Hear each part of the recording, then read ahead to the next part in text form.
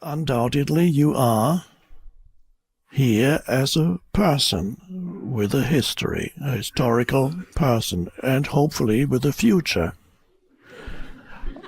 How much future depends to some extent on your age, but who knows? You never know. Even a young person can suddenly disappear like a soap bubble. So you undoubtedly, your history, that has made you into who you are. But if for a moment you forget your history and pretend that there is no past, we can do it now. I say pretend. The reality is there is no past. But I don't want to say something that you find too hard to accept, so I say pretend. Let's pretend that there is no past. Why do I say there is no past? Because you've never experienced the past. It was always the present moment. Whatever you remember from the past was the present moment when it happened, otherwise it could not have happened, and you can only remember it now, in this moment, in the light of consciousness. You remember something that you call the past. Let's pretend a moment you don't have it. You don't have a past. And the most dreadful thing, let's pretend that also you don't have a future. You don't have a past? I say, okay, I'm okay with that. But don't take away my future. Because that's the dreadful thing. If you went into a doctor's office and he says, I'm afraid you have little future left. So, but let's pretend there's no past and no future. There's only this moment. And you don't need to remember conceptually who you are. Why? No need to remember the self-concept, the image of who you are. No past, no future. Who are you? How do you perceive yourself? What does it feel like to be you in this moment without past and future? Is there anything left of you in this moment without past and future? Which means without concepts, which means without thoughts, but not without consciousness. Is there anything left of you in this moment if you have no past and you have no future? Who are you without past and future? And you cannot answer that question, because any answer would be a concept. Concept is from the past. Who are you? So the answer to who are you without past and future cannot be conceptual. Words, no. The answer of who or what you are without past or future can only be a realization, a moment of, So, who am I without past and future? What does it feel like to be me without memory, without memorizing who I am? And that's, now you're getting there. There is something that is, we have to use words, of course, which distort it, but there is a strange sense of presence, of beingness. You know that you are, but without adding, you know I am, but you don't know what or who, because that's conceptual. The bare sense of beingness or presence is left when there's no past or future. That's just a pure sense of beingness or presence. At first it seems to be nothing, and you cannot analyze it, and it's very hard to talk about, But you know there's something, or you could even say there's just a spaciousness, a space. Perhaps that's what the Buddha meant when he talked about emptiness. There is a spaciousness.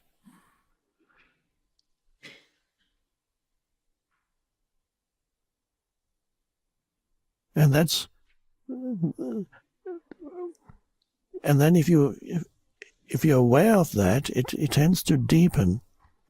Sometimes for brief moments you can get it accidentally in certain situations in life. Brief moments of liberation from the self.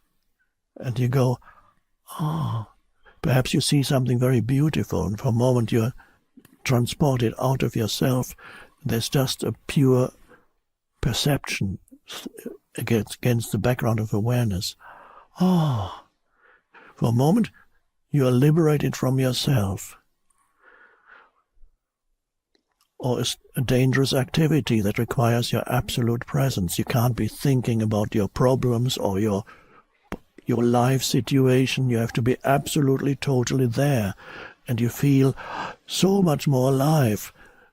And you want to go back to this dangerous activity again and again, because this dangerous activity frees you while you're engaged in it from yourself. But then, of course, the moment you come back to your ordinary activities, the self re-emerges. I have to climb another mountain now. And that's good. And then going beyond the self. And as you know, I've often spoken about, there's a huge desire in every human to become free of themselves. They don't know, they cannot verbalize it, they wouldn't say it in this way, but there's a huge desire. There's even there's an obscure fascination that humans have. It's both fear but also a pull about the end of the world. Everybody is fascinated by stories of the end of the world is coming. There's fear, but there's also a kind of longing, because the end of the world is also freedom from myself, and there are no taxes anymore to pay, and no exams, and no worries about careers. It's the end of the world. Especially if the world is making you unhappy, the end of the world would be a great thing. Of course, the world is largely in your mind, so you don't need the end of the world to be free of yourself. It'll happen soon enough. But of course, you can lower your level of consciousness so that you fall below thinking by taking drugs or alcohol in large amounts, and they have the effect of pulling you below thinking. But they liberate you temporarily from yourself also. Not always, but often. They liberate you from yourself, and you feel, that's why people feel happy when they drink.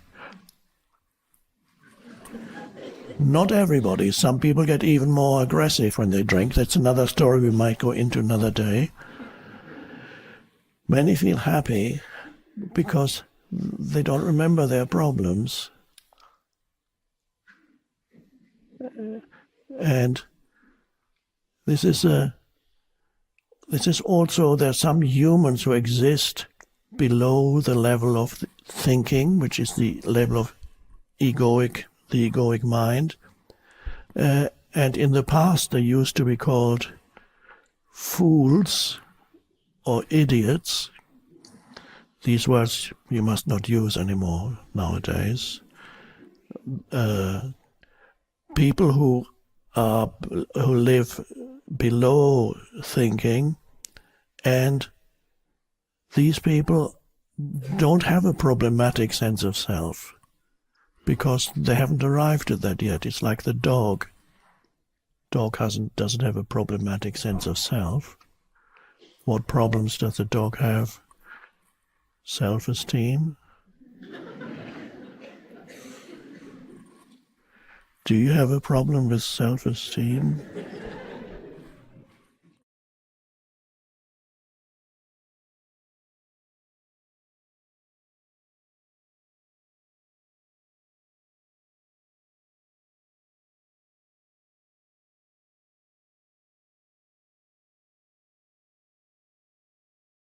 In my everyday life, I find peace and connection to the universe. Here at this retreat, with birds in cages, noise, junk food, blah, blah, or something like that, I am finding it hard to connect to that peace. How would you cope if you had to live in a disco for a week?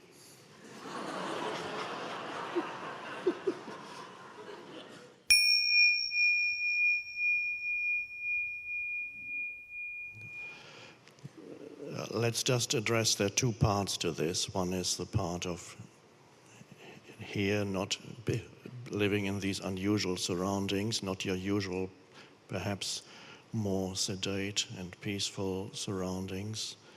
How would you cope? Okay, that's a hypothetical situation that's very unlikely to ever happen to me.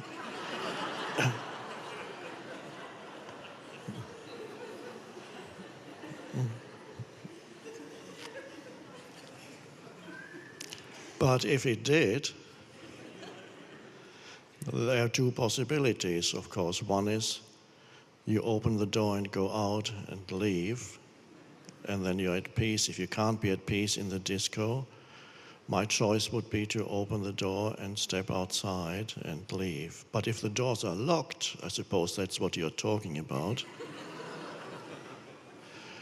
The doors are locked and I can't get out.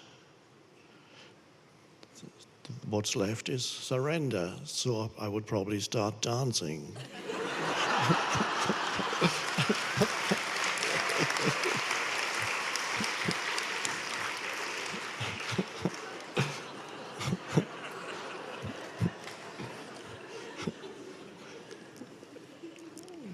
And the same here, there's a clash between what makes you feel comfortable. You perhaps live in a quiet place and you're not usually surrounded by sun-bathing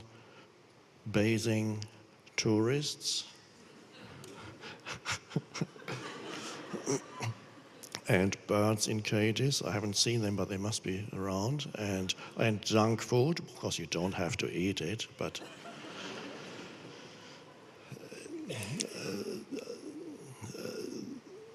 it's quite good for retreats to be.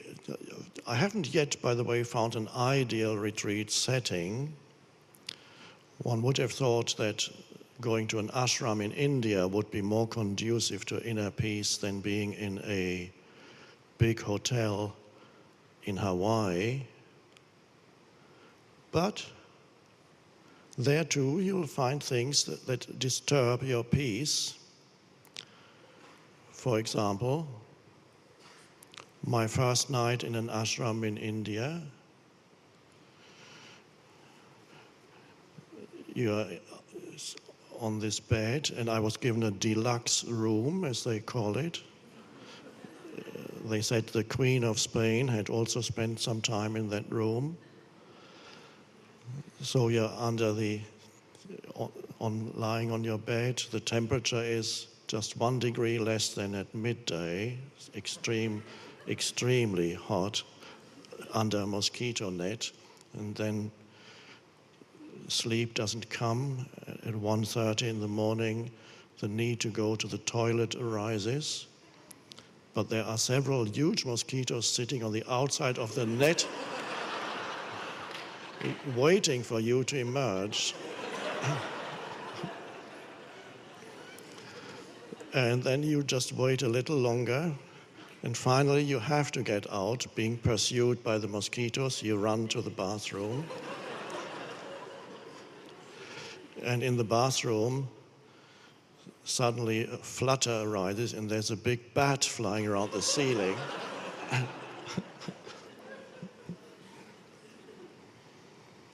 And finally you manage to get back under your mosquito net, and there's a little bit of sleep, and then at 4:30 there's a knock on the door. Oh no, that's not all, I forgot. At 2:30 there's in the street, there's a loudspeaker of very low sound quality with some lovely religious chanting going on. Why are they chanting in the street through a loudspeaker at 2:30 in the morning? I don't know, but it's Ram, Ram, Ram. In a way, it's lovely because they're chanting about God, and they don't. It doesn't matter if they wake people up.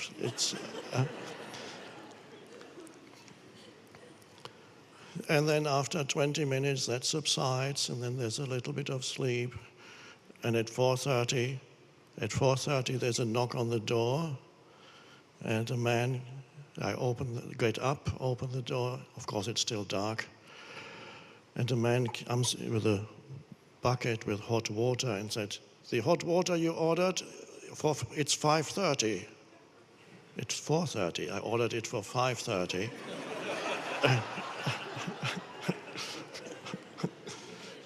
Of course, there's no point in saying, "Oh no, come back." No, you surrender. You have to surrender every moment so that you become one with whatever is in that moment. So you immediately adjust to that. You adjust to the mosquitoes not being able to sleep, or you become unhappy. And so you accept that the hot water comes at 4:30 instead of 5:30. And so it goes on.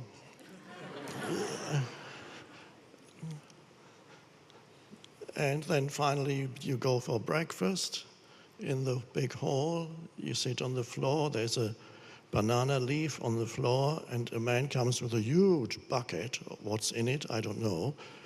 And then a ladle, and he goes on your banana leaf. Flop.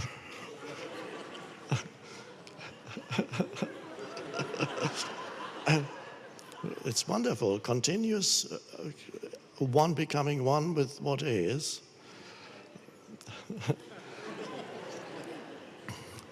And here you have the tourists and the birds in cages and junk food. Probably the food on the banana leaf is more healthy in some ways. It's not junk food. On the other hand, there may be certain things in there that the Western body is not used to, which then results in very frequent visits to the bathroom. Wherever you go, there will be an opportunity for surrender rather than and that's part of the retreat, and it's part of really life, because wherever you go, you will find you'll get challenged by life. There'll be something that you need to surrender to, or you walk out. But very often you need to go with it. Rather than having expectations how things should be, you go with how things are, the isness, I call it, the isness of things in the present moment. And if you can be one with the isness, whether it's the bat in the bathroom or whether it's the tourists here, then wherever you go, you can find peace. That really is the purpose for realizing that, and without saying conditions need to be in a certain way to be conducive. And if you could find the absolutely ideal place for a retreat, where everything works and everything is absolutely immaculate and perfect, the food is exquisite, the temperature is just right, you get massages every day in addition to the pampered, in every need is immediately met. You just have to say something and somebody comes, yes, now you're totally undisturbed for meditation. absolutely perfect. Is that the ideal retreat? Not really. The imperfections are actually more helpful than the perfect conditions. In the ideal retreat or the ideal life, which doesn't exist, the life without challenges would be very similar to going to a movie in which there is no conflict. Everybody is peaceful. Nothing really happens because there's no drama. The characters in the movie are not challenged by anything. And so the movie viewers would go,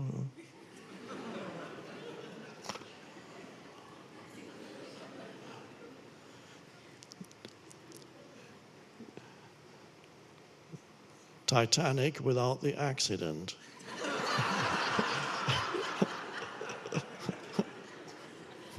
A perfect crossing. 2.5 hours of that. But this is how people want their lives to be. They have this inner expectation. That's how it should be or can be. But it's not like that.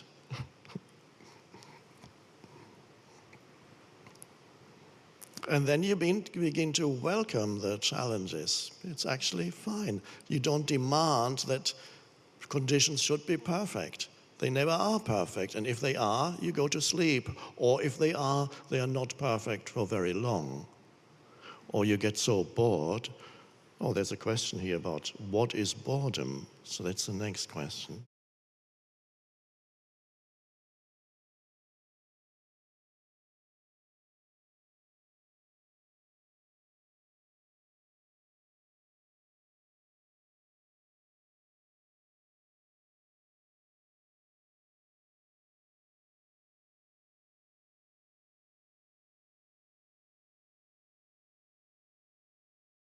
Are you able to give your fullest attention to the doing, or are you so consumed by the desired outcome that you create continuous stress in the doing of it?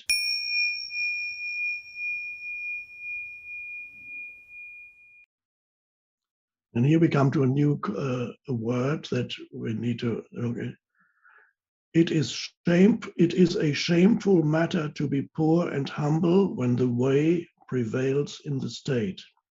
Equally, it is a shameful matter to be rich and noble when the way falls into disuse in the state. Here, Confucius uses the term the way, which in Chinese, of course, is the Tao. The Tao.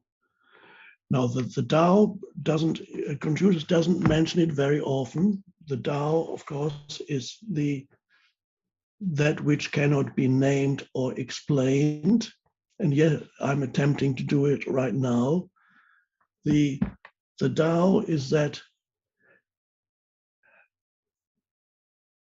which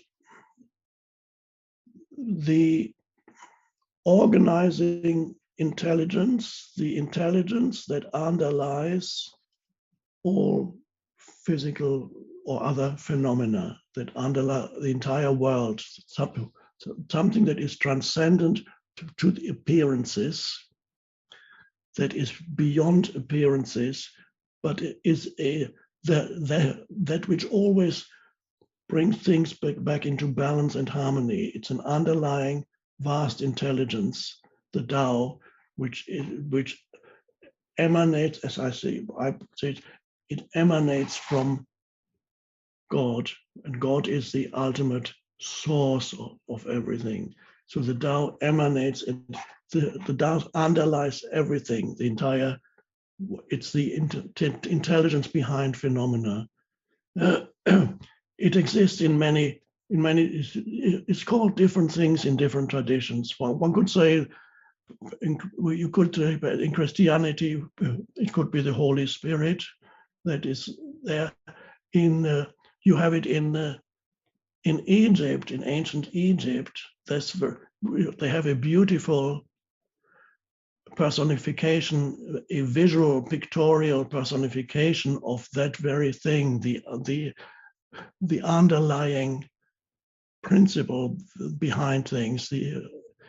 And the goddess called Maat, M-A-A-T, Maat in ancient Egypt. And I've shown you here, I think it might still be on my iPad, the pictorial representation of it. Oops.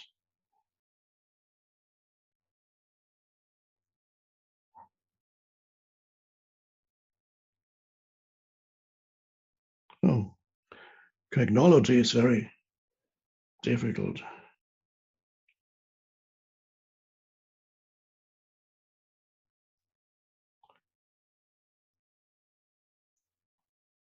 Oh yeah.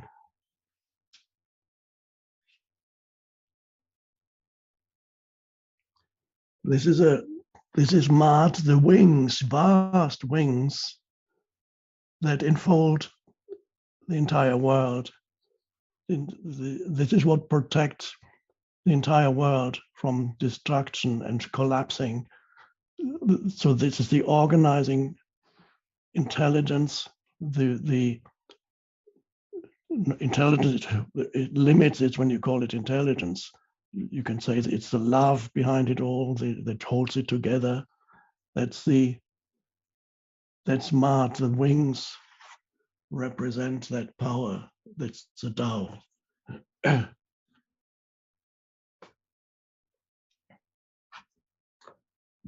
now he is talking about a country or a state.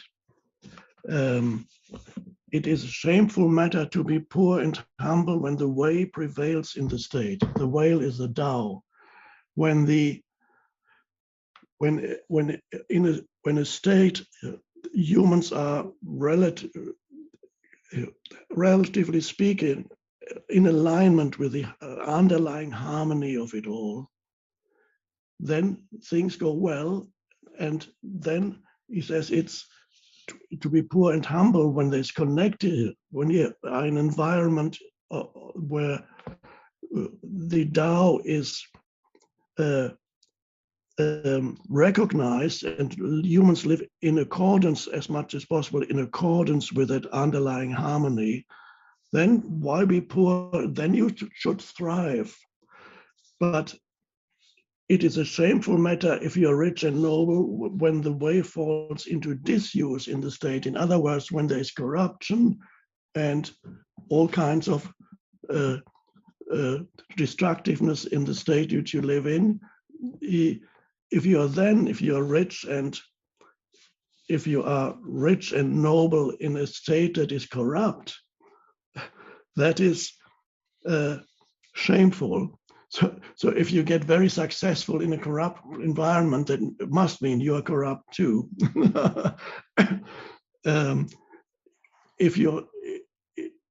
But you should be successful in a state where that is more aligned with the Tao. Then there's no reason to be poor. Again, there's nothing wrong with being poor, but you can. Basically, he's saying if you're wealthy and powerful in a corrupt country, then that's shameful. If you still remain poor in a country where the collective is aligned, which is very rare, the collective is aligned with the underlying Tao, then you might as well do well. If you're not, I wouldn't totally agree with him. It's shameful not to do well because it may be your choice not to participate too much in the country and just live in your little hut with rice and water. That's fine too. So very often spiritual teachings seem to stress different points according to who he is speaking to at any particular time. So who was asking him this question and who is he speaking to? So you need to take that into account when sometimes certain teachings may seem to be contradictory. Who who is the teacher speaking to at that point? We don't know that because all the disciples they wrote down what he said.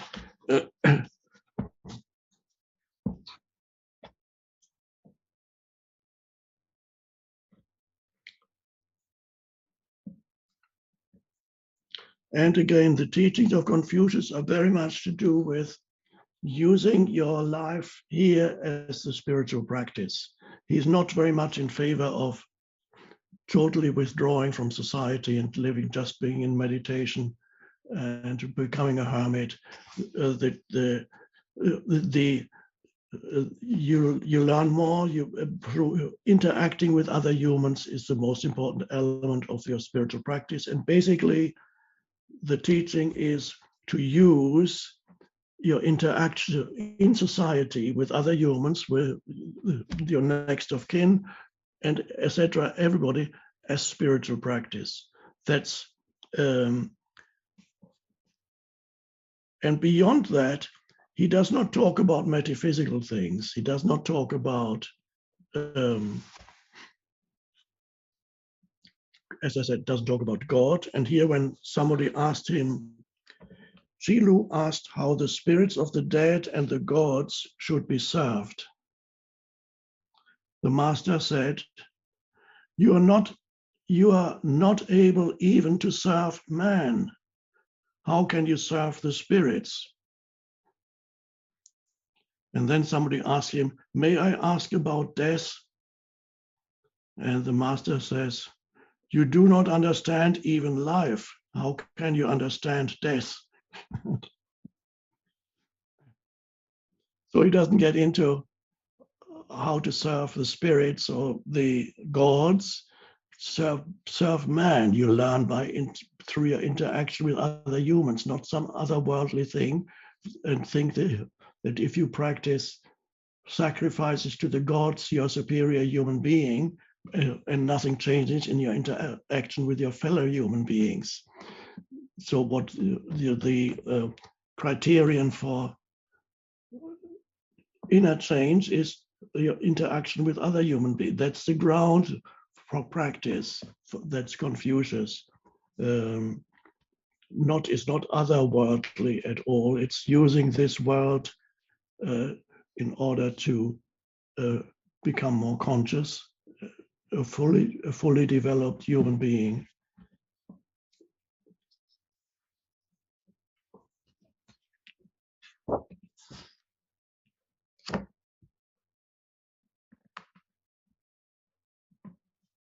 Oh, here.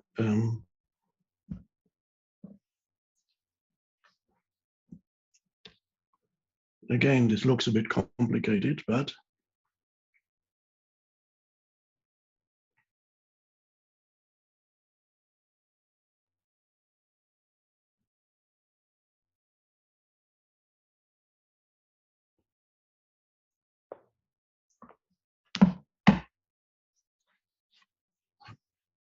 just a second.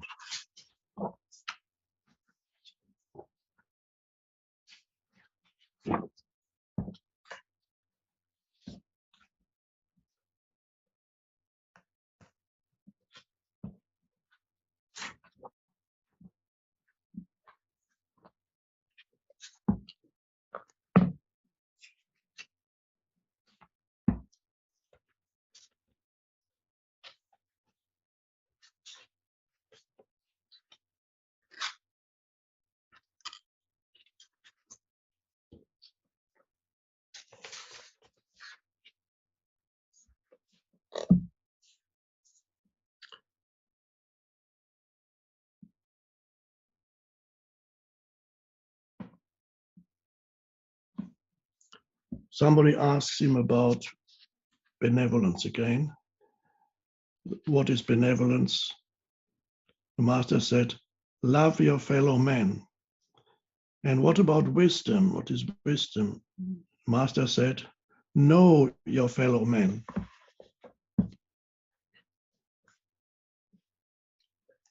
Love your fellow man, that's benevolence. Know your fellow man is wisdom. I wouldn't use wisdom, it's practical intelligence again. So you love the other, the human, because if you recognize that in them that is beyond the merely human, the being beyond the human, as I put it, because you recognize the being beyond the human that you are as consciousness right now. But you also, you know the other on the level of their personality also. You can see, for example, the conditioning of their personality. You recognize, for example, that perhaps maybe this person is dishonest and wants to cheat you, and you recognize the conditioning in the other. You see it. That's you know him as the person, but you still love him as the being beyond the person. You can have the two levels. You don't become totally naive when you're in a state of loving kindness to other human beings, and then you get taken in by everybody who wants to manipulate you or use you for their own egoic purposes. Say, oh, yes, you're not naive when you love. You know the difference between the conditioning that operates in the other as the person and that which is beyond the person, which is maybe latent. The other doesn't know it in him or herself, but you can sense it in the other. That's the loving kind. In that sense, even if somebody wants to defraud you of, you can still be in that state of benevolence towards that person.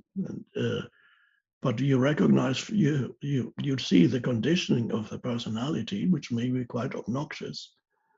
Many personalities are really obnoxious and toxic. But don't confuse that with the essence of the so-called other. And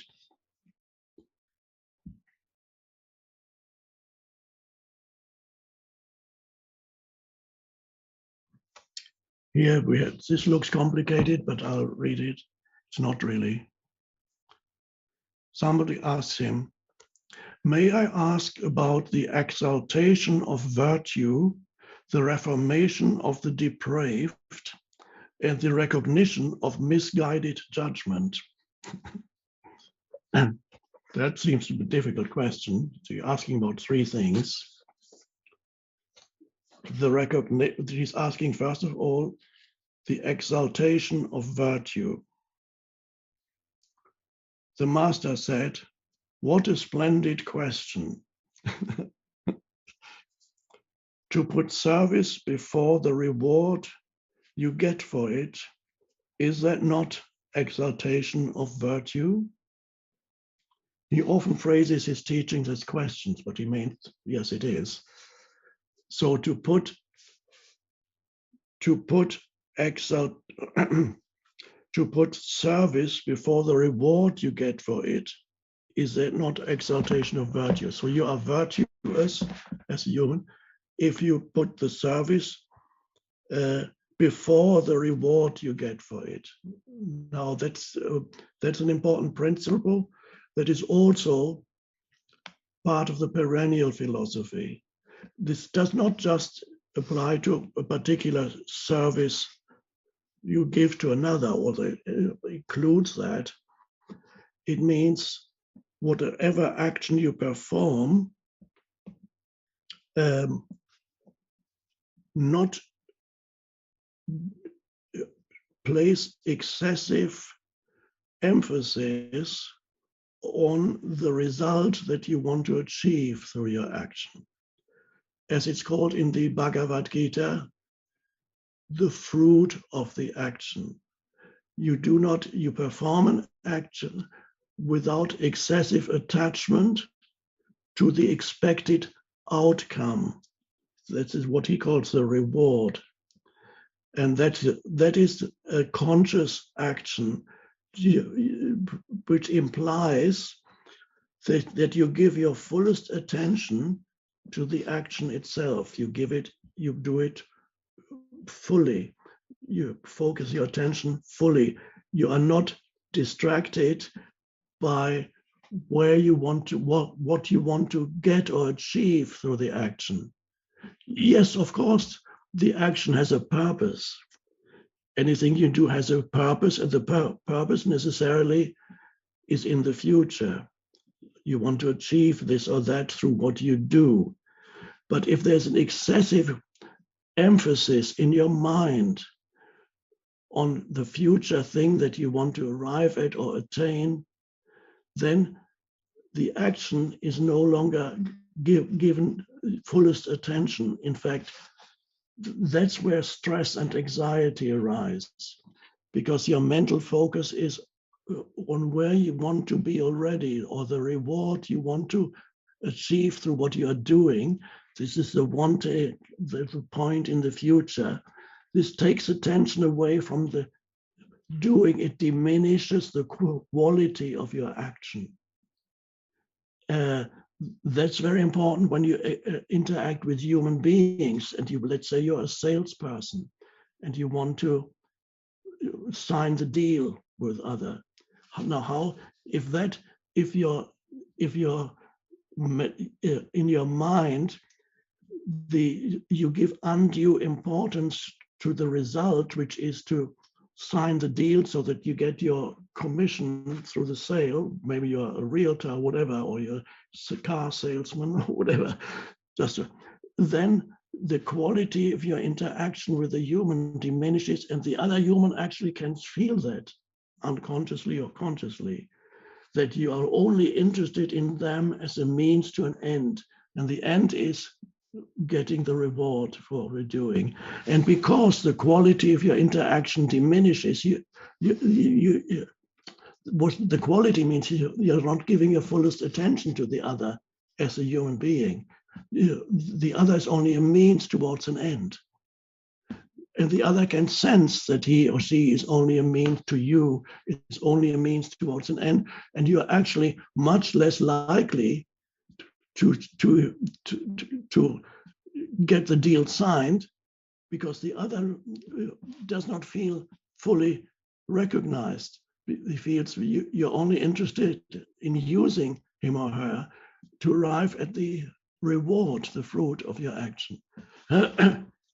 But if the reward is very much secondary, yes, you would like to, let's say you're a car salesman, you would like to sell this car, it would be nice, but you give your fullest attention to the interaction as you talk to the human being. The fruit is secondary. That means that's a more conscious way of dealing with things. And it doesn't even necessarily imply other human beings. It could just be you're engaged in creating something with your hands or intellectually. Are you able to give your fullest attention to the doing, or are you so consumed by the desired outcome that you create continuous stress in the doing of it?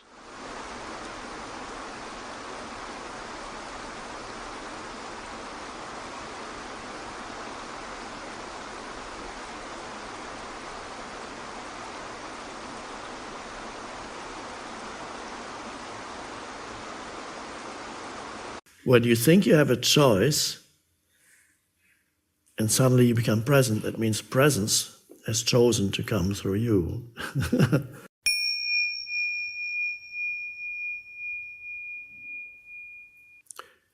So I sometimes say that you can choose, once a certain level of presence is in you, you can choose to be present. Like now, I can choose to go into my mind and start thinking about my life. Where am I coming from? Where am I going?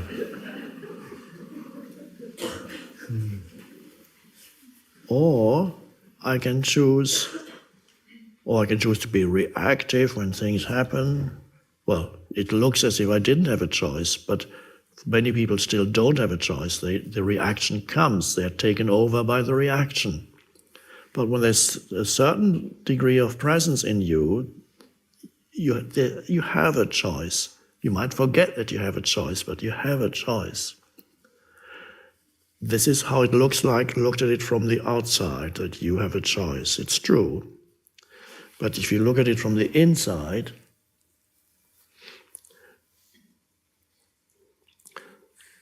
when you think you have a choice to be present, presence is choosing to come through you.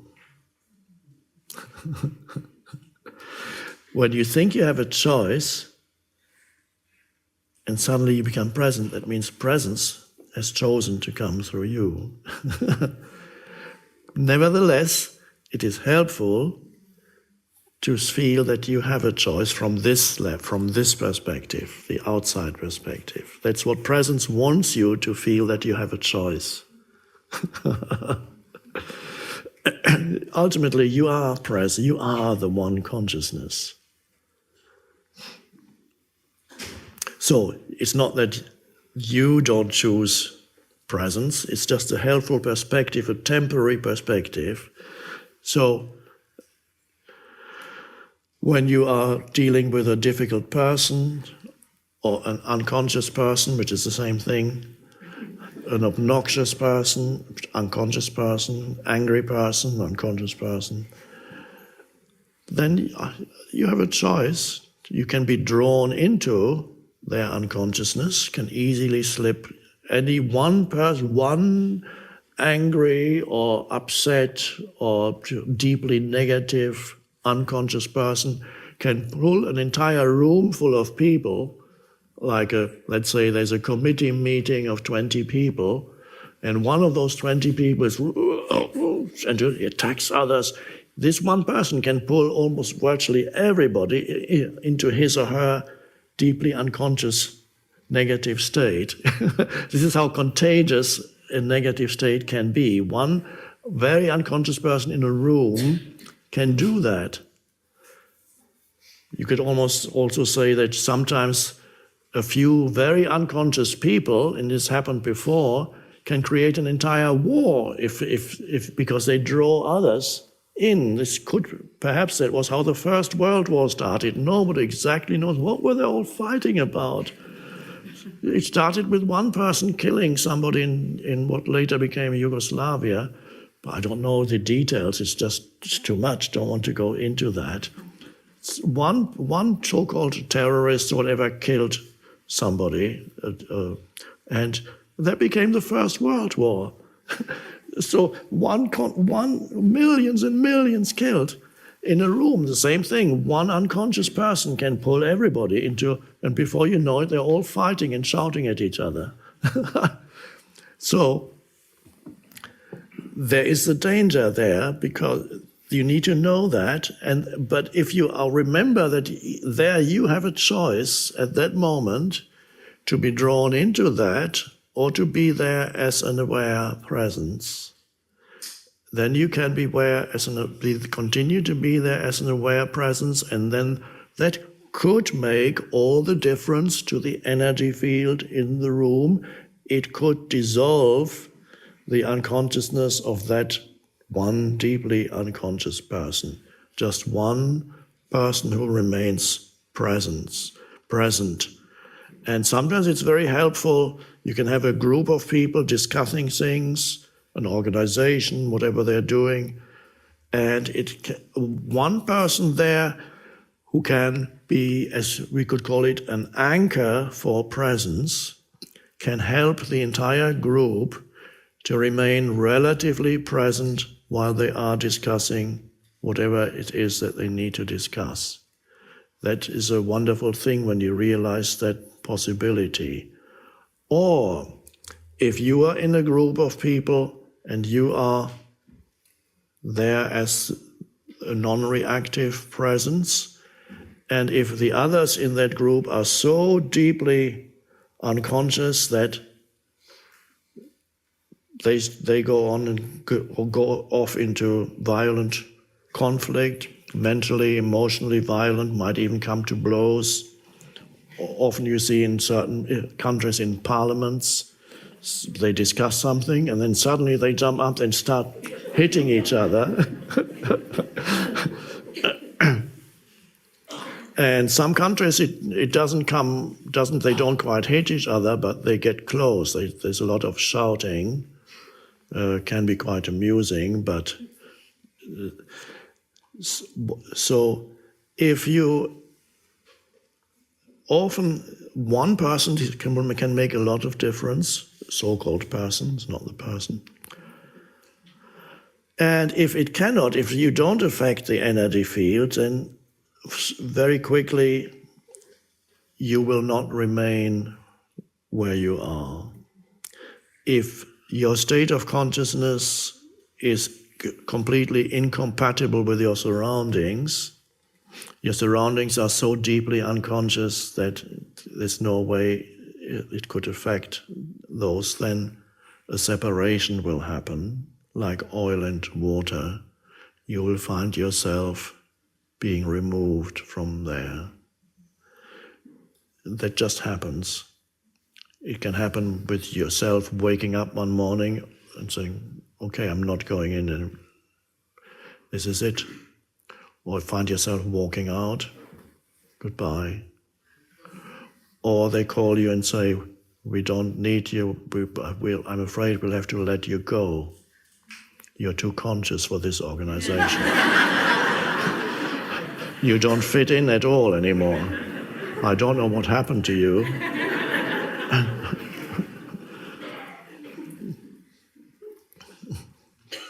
You're disrupting everything here.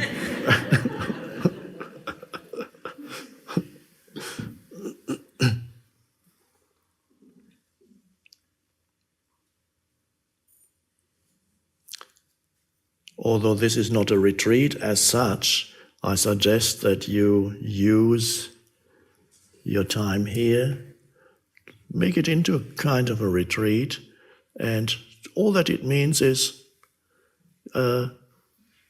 your main interest is in consciousness while you are walking in this lovely small town, looking at things, talking to people.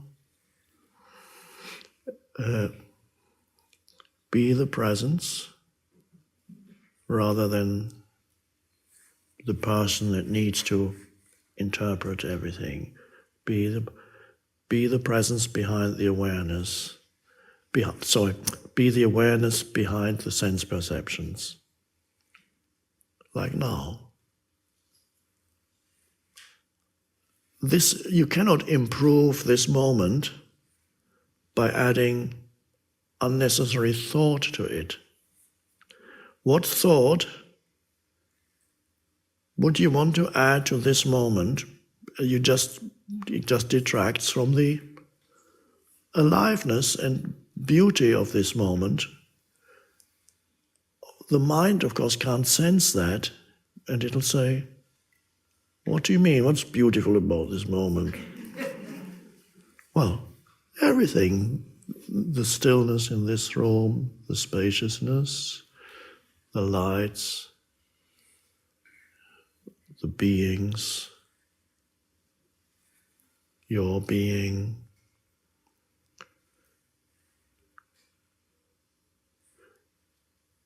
And the consciousness that you are, without which none of this would be, could be,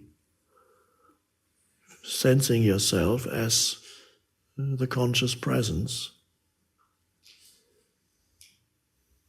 That's the ocean.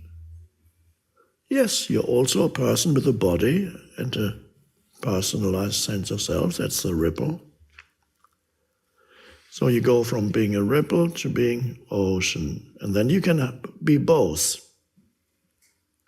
So that you no longer have, you can be either meditating and very aware, and usually the people go then, I'm practicing mindfulness. Or they go about their daily life. I've done mindfulness for 20 minutes. okay, what do I have to do now? Oh my gosh, can't deal with this. The emails, I haven't answered all these emails. Can you? Okay, and then 8 hours later, oh, time for more mindfulness. It's better than no mindfulness, of course. At least you have it there. If you have it, maybe you're just trying. But bring it into every moment so that you have whatever it is you're doing, and always a sense of yourself as the presence. And this is wonderful when you can feel your presence. It's not yours, but I call it yours. Because the moment I say your presence, I've created a duality. There's you and there's the presence. But there is no duality there. You are the presence. Language creates duality. So that's fine. So feel the presence. Right now, you are both a person, but to be a person, you need to remember who you are. Of course, you need to think about me and my life. Then you're a person. Or at this very moment, you can also be the presence. When there's little or no conceptualization in your mind, but just an arising of what before was the background comes into the foreground. And then you start thinking without losing a sense of presence in the background. Then thinking is actually not bad at all. It's only when thinking becomes self-serving and you lose yourself in it, then it gets very problematic. It creates one problem after another, pretending, wanting to solve problems. That's self-serving thinking. So let's practice now here, being the presence, no thought, and sensing how liberating that is, not needing to know anything beyond that. No conceptual knowledge required for that at all. And if some concept is needed, somebody approaches you, you're just looking around, somebody comes and says, oh, can you tell me how to get to such and such a street? Then the mind starts, and it's fine.